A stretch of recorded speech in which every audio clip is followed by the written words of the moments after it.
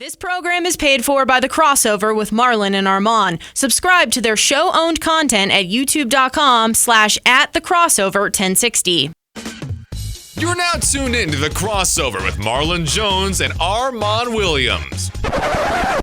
Hold up, you're teaming up a Sun Devil and a Wildcat? Who came up with that brilliant idea? The Crossover on KDUS AM 1060.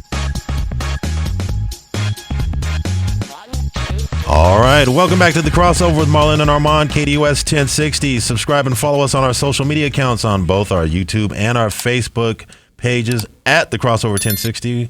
That's at The Crossover 1060, youtube.com/at The Crossover 1060, and facebook.com/The Crossover 1060. All right, our next guest is a host of the UFC Insider at ESPN, as well as a host, executive producer, and creator of Cage Side Seat, and a host of MMA Weekly, MMAweekly.com. We bring to the program Jim Grieshaber, Marlon Armon. Jim, what's going on, brother? How you doing?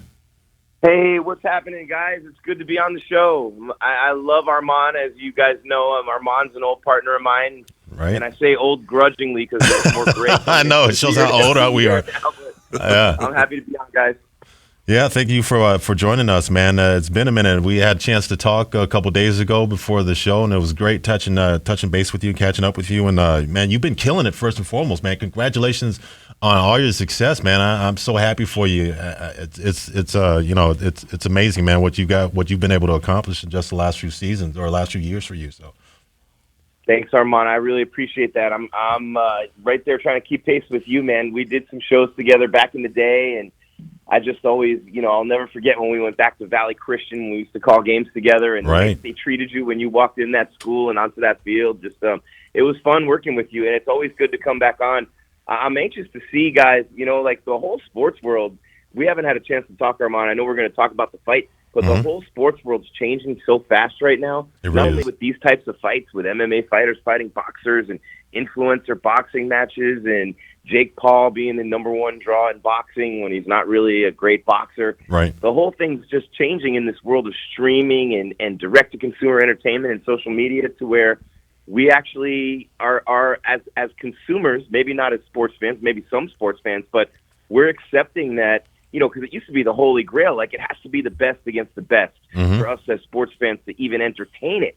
But now it can be kind of and I don't want to disrespect Francis too much, but I'm going to. Instead of these carnival sideshow fights that they paid so much money, they get paid so much money for, right, that it replaces Ngannou versus Jones, Ngannou Stipe 3, when they've each won one time. Like you'd rather see Ngannou go in there against Tyson Fury, and he would rather do it because he's getting paid a ton of money. Right.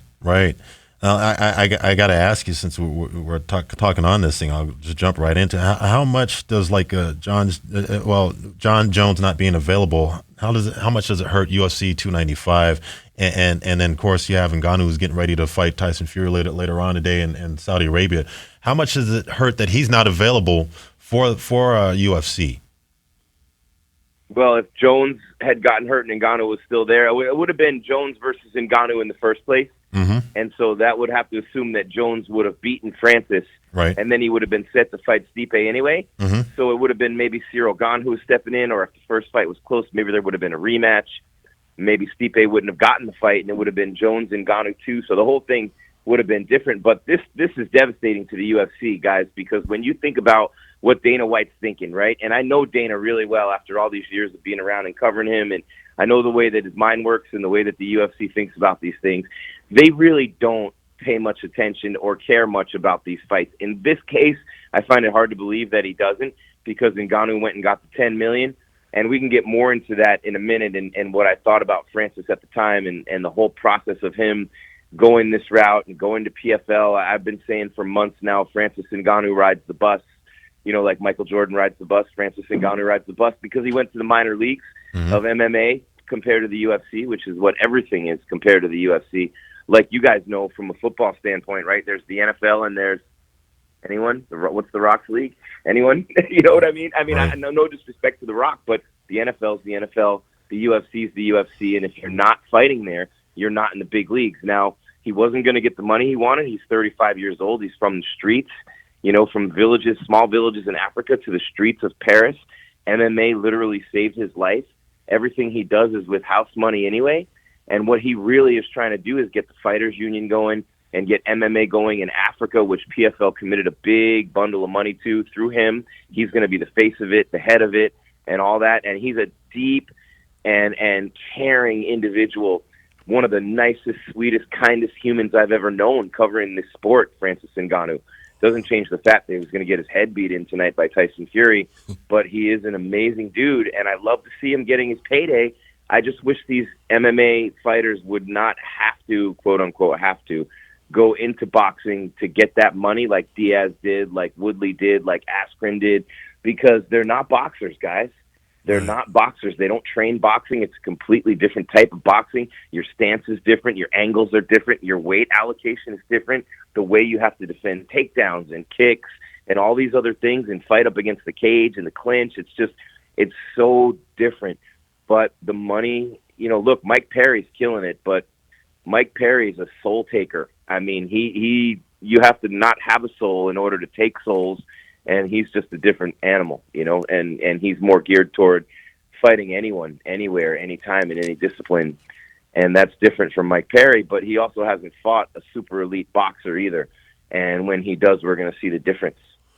Let me ask you this. As a purist of combat sports and all that, with boxing, everybody talks about the Paul brothers are ruining the sport of boxing.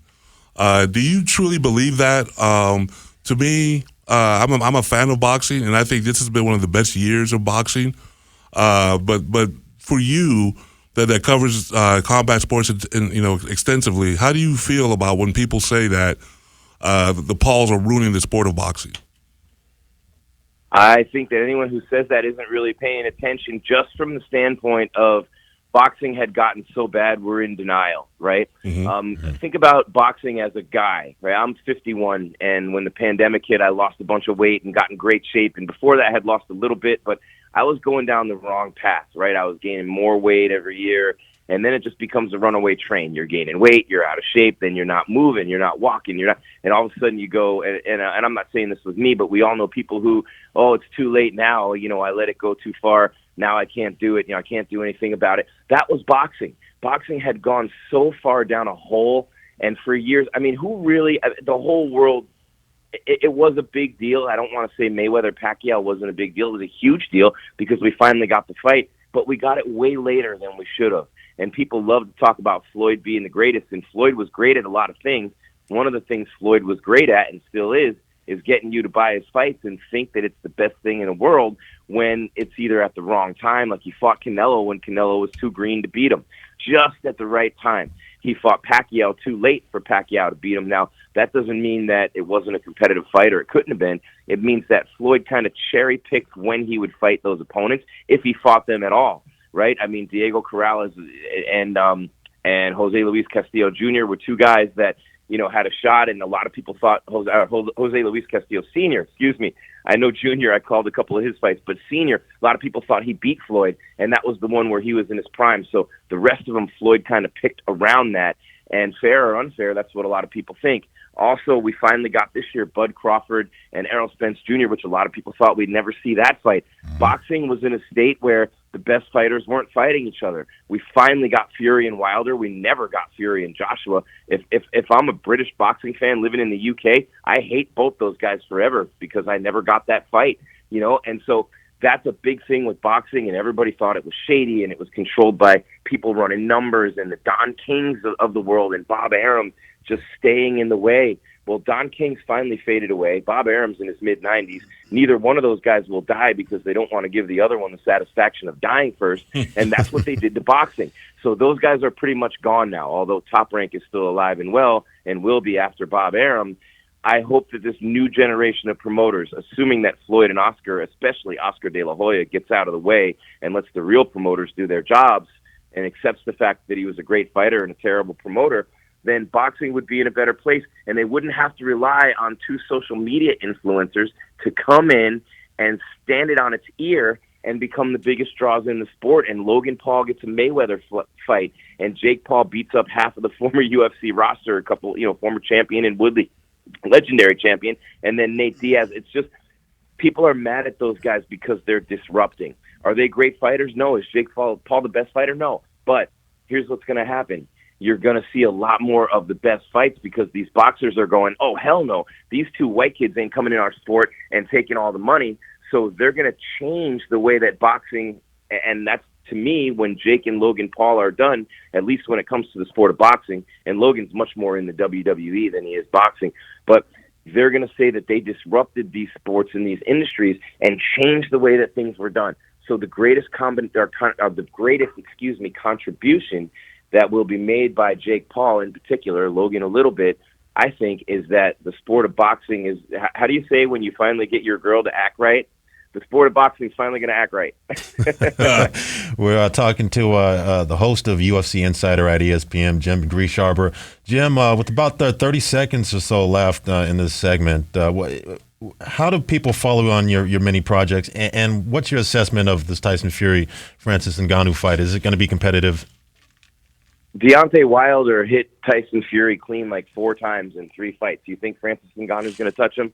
There's no chance. I mean, he always has a puncher's chance and a power chance. So Fury's going to toy with him, then knock him out. The numbers are what they are for a reason. And then for me, I'm on social media at Jim Grease, GRIES_, at Cageside Grease. And, you know, we'll be doing a lot of things coming up with ESPN, with the UFC. And, you know, I'm really happy that I was able to come on here with you, Armon, and, you know, appreciate you guys having me on the show. Keep killing it. Jim, we really appreciate it. That's Jim Grieshaber. He's the host of UFC Insider at ESPN, as well as the host, executive producer, creator, Cage Side Seat, and MMA Weekly, MMAweekly.com. Jim, we appreciate it, brother. Don't be a stranger, all right? All right. Love you, buddy. Take care. All right. Love you too, brother. All right. Coming up next, now we're going to have Crazy Tracy Tingu. He's in the house right now. He's ready to go ahead and throw down some odds. You're tuned into the Crossover 1060. Don't go nowhere, folks.